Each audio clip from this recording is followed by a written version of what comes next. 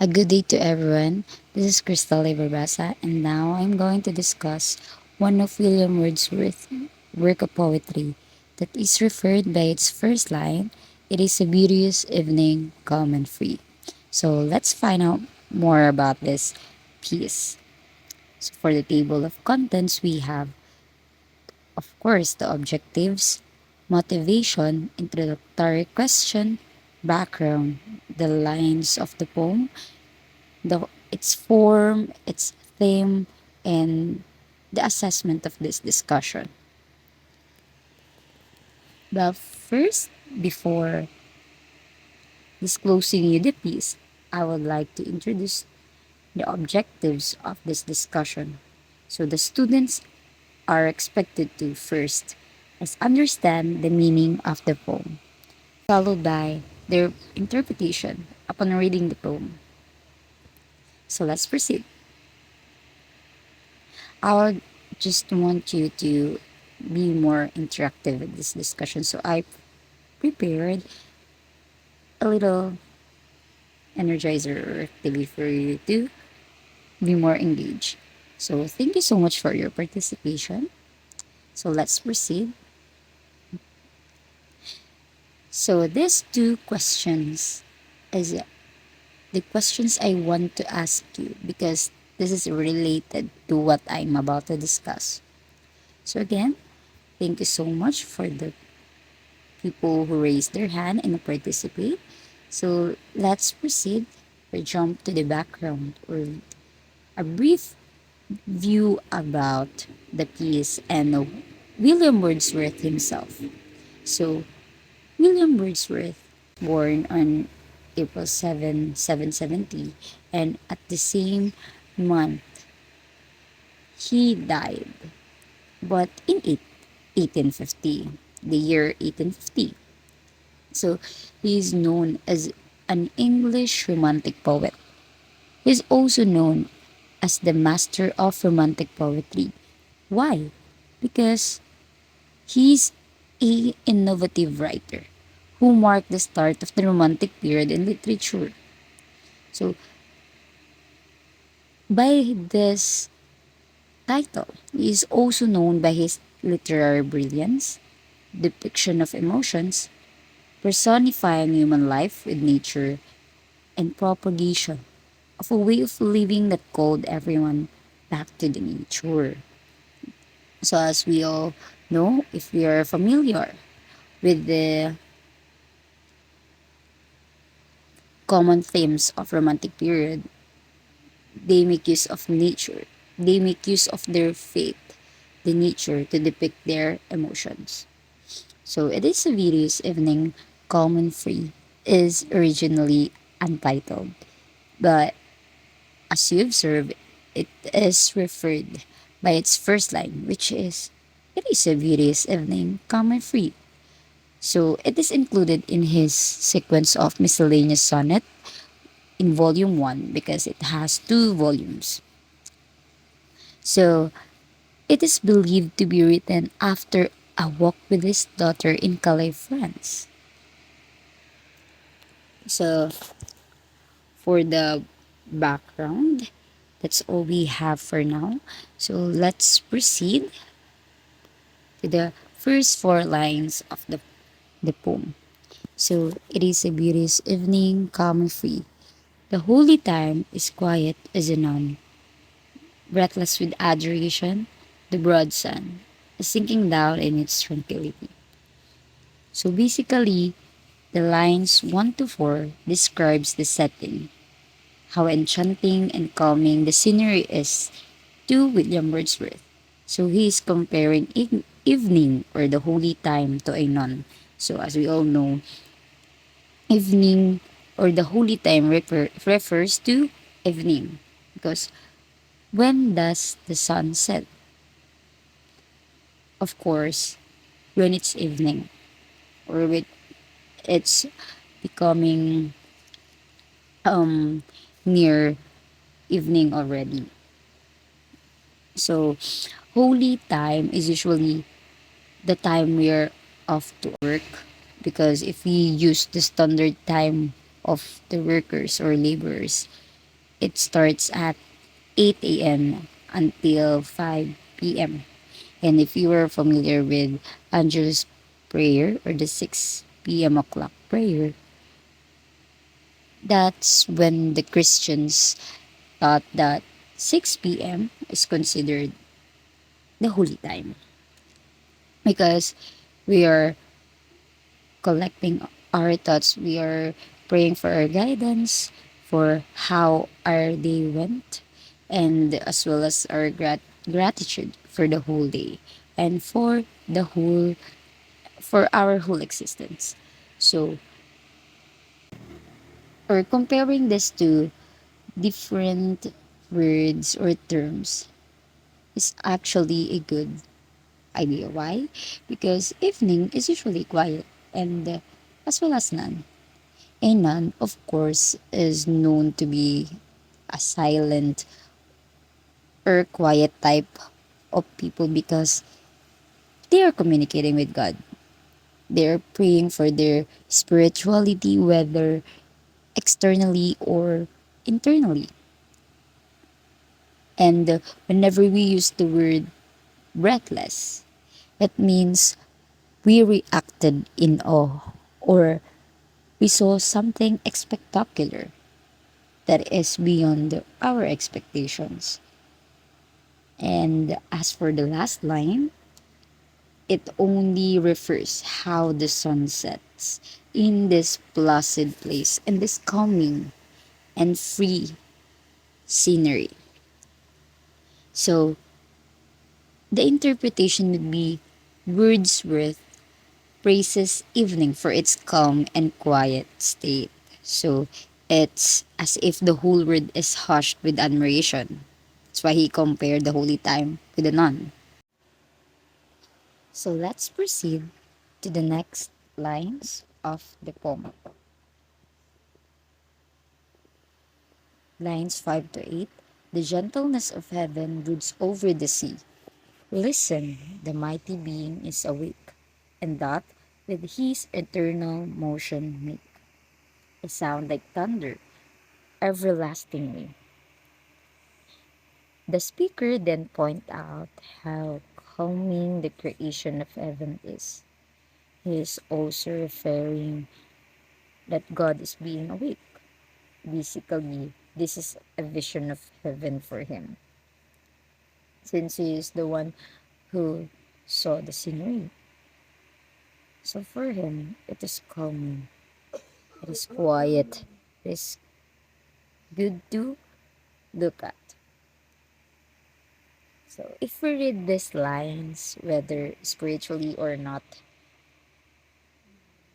the sea makes a roaring or strong sound. That's why he compared it with the word thunder. And the motion may also refer to a teeming waves because we are talking about sea here, and this line also suggests that the sea, the god, and the nature goes on forever. So again, at this point, the speaker implores us to listen. So he is telling or demonstrating that God is being awake as well as his power and the power of his creations, because he believes that the world keeps on turning forever. As you can see the word everlastingly here. So for the lines 9 to 14, which is the sestet, dear child, dear girl, thou walkest with me here. Thou appear untouched by solemn thought. Thy nature is not therefore less divine. Thou liest in Abraham's bosom all the year, and worshipest the temple's inner shrine, God being with thee when we know it not. So these lines only give emphasis on the spiritual occurrence of the speaker, since he's talking about faith, religious, which is a religious aspect, as well as revealing the gender of his company, which is a girl that is believed to be his daughter after a walk in Calais, France. And he is also saying that no matter how unbothered the child is at the scenery, or no matter how boring they look to you, it doesn't mean that they are not spirit, spiritual being, or they are not divine. Because in the line, in worship is at the temple's inner shrine, it suggests that they have it internally, whether they show it or not.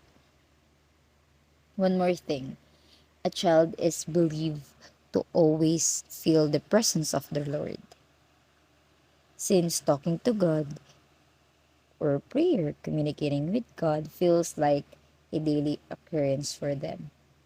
Because whenever they are nervous, they will ask for guidance to God. If they haven't told the truth to their parents, they will also ask guidance to God. Meaning to say, although they may be idle with their beliefs, their spirituality is always there, especially if they believe to God. So again, the octave of this poem, or the first 8 lines, lines 1 to 8, discusses how beautiful the evening is. And as for these last lines, the sestet, or these 6 lines, it discusses this child spirituality. So you can observe the sudden change of argument or thought in here, from describing a scenery to discussing the child's feet. So let's proceed to the form and its theme. But before that, I want to ask you some question. So what kind of poem do you think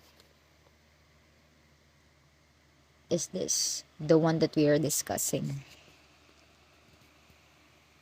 That's right, a sonnet. So this poem follows a Petrarchan sonnet rhyme scheme, which is the octave contains ABBA, ACCA, while the sestet follows a rhyme scheme of DEF, DFE. So let's go back. The word fee, none is does not sound alike. So AB, none, and sun, does it sound alike? Of course. So ABB, A, since tranquility and free sounds alike. Then, as well as the word C with free. So, everlastingly and tranquility. So, it's still letter A. But awake to none is completely different. So, we'll use another pattern for this. So, ABBA. Then, this line is ACCA. And for this one, here to year, thought to not, divine to shrine. So, since we're talking about sonnet, what do you think is the difference between Shakespearean and Petrarchan sonnet? Because you will observe this whenever you're encountering a sonnet. They will preview this Shakespearean and Petrarchan for you to further understand, or to recognize what a Petrarchan sonnet is, or the Italian sonnet. Although they are both 14 lines, poem, it doesn't mean that they're interchangeable, because the structure differ, as well as the rhyme pattern and its volta. So the structure of Shakespearean or English sonnet is three quatrains and a couplet. So when we say quatrain, it is a four-line stanza, and couplet a two-line stanza. And as for the Petrarchan, it has an octave and a sestet. It makes it 14 line in the common pattern of rhyme scheme.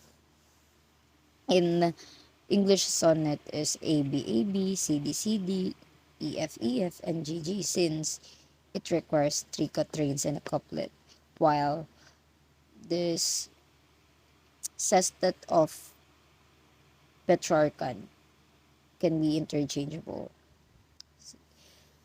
just like what we have here, the D, E, F, and D, F, E, right? But for the octave, it usually follows A, B, B, A, A, C, C, A, or something like A, B, B, A. The start is usually, not really always, but usually A, B, B, A. And for this word, volta, before I discuss the difference of volta with to sonnet. So, volta is an Italian word for turn. So, don't be confused. It's just a shift or rhetorical shift in the poem. So, meaning to say, it is the evident change of thought or argument in the poetry. And I mentioned it earlier that in this poem, we have this volta, which occurs in the first line of the sestet, a sudden change of idea from describing the scenery to discussing the child's fate, right? And that's what volta is. Also, the sonnet used a technique to combine imagery depicting the natural scene with explicitly religious imagery. So, as what I've described or discussed earlier, he uses spiritual or religious languages to describe his emotion. So, as we all know, it requires depicting of emotions in romantic period, because that's the common theme of exploration of romantic period. And he also uses biblical references. For example, liest in Abraham's bosom all the year, in the last sestet, yeah, in this sestet rather. Thou liest in Abraham's bosom all the year only refers to the connection of child to God. So as we all know, Abraham is considered as the father of faith, since according to the Bible, he was assigned or tasked to or requested to lead a nation that he isn't aware of. He didn't know that the nation existed, but instead of doubting God, questioning his goodness, he just followed and lead the nation. So by this, he was honored by his obedience.